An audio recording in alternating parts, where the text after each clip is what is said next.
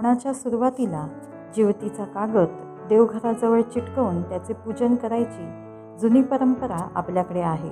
श्रावणात महिनाभर शिवपूजनाला ही अनन्यसाधारण महत्त्व आहे. श्रावणी सोमवार, मंगळागौर, जिवतीची पूजा, नरसिंहपूजन या व्रतांप्रमाणे श्रावणातील अनेक सण उत्सव मोठ्या आनंदाने साजरे केले जातात. श्रावणातील असाच एक सण म्हणजे नागपंचमी.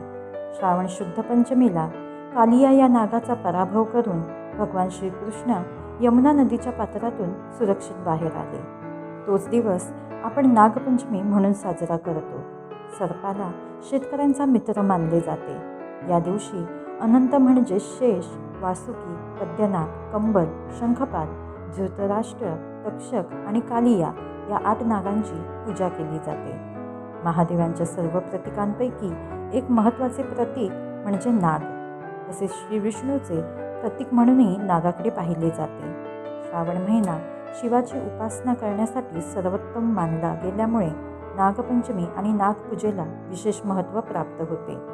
नागपंचमी हा सण व्रत आणि उत्सव अशा दोन्ही स्वरूपात साजरा केला जातो. या दिवशी पाटावर अथवा भिंतीवर नागाचे चित्र काढतात किंवा मातीचे नाग आणून त्यांची पूजा करतात. नागाला दूध आणि लाह्यांचा नैवेद्य दाखवतात. दुर्वा, दही, गंध, अक्षता, फुले अर्पण करून त्याची पूजा करण्याची जुनी प्रथा आपल्याकडे आहे. नागपूजेच्या दिवशी नागदेवतेची पूजा केल्यास कालसर्प तसेच सर्पदोषाचा प्रभाव दूर होतो. कुटुंबात सर्पभय राहत नाही असे पुराणात सांगितले आहे. भारतासोबत हा सण नेपाळमध्येही मोठ्या प्रमाणावर साजरा केला जातो. भारतीयांमध्ये असा विश्वास आहे की नागपंचमी पावसाळ्यात असते, कारण या काळात साप सर्वात जास्त दिसतात. पावसाळ्यात त्यांच्या वारुळामध्ये पुराचे पाणी गेल्यानंतर ते जमिनीवर किंवा आपल्या घरात आश्रय घेतात. अशा वेळी सर्पदेवतेला प्रसन्न करण्यासाठी आणि या लोकांमध्ये सुरक्षितेच्या भावनेने हा उत्सव साजरा केला जाऊ लागला. हा दिवस म्हणजे नागदेवतेकडे आनंद आणि आशीर्वाद मागण्याचा दिवस. पंचमीचे काही नियम आहेत तर ते आपण जाणून घेऊया. नागपंचमीच्या दिवशी काहीही चिरू नये, कापू नये, तळू नये, चुलीवर तवा ठेवू नये वगैरे संकेत पाळले जातात. तसेच या दिवशी जमीन खणू नये, शेतांमध्ये नांगर चालवू नये असेही म्हटले जाते.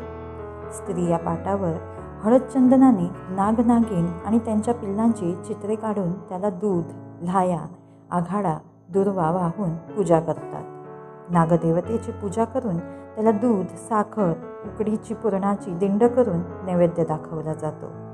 या सणाला विशेषतः गव्हाची खीर आणि चण्याची डाळ, गूळ यांपासून बनवलेल्या उकडीची पुरणाची दिंड तयार केली जाते. दर 12 वर्षांनी नागपंचमीच्या दिवशी देशभरातील नाथ संप्रदायाचे लोक गंगा गौतमी संगमावर स्नान करतात.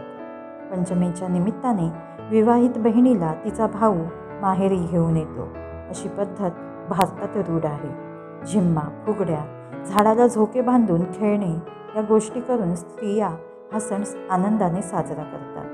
पूजेला जाण्यासाठी हाताला मेहंदी लावण्याची हौसही स्त्रिया या सणाच्या निमित्ताने पूर्ण करतात.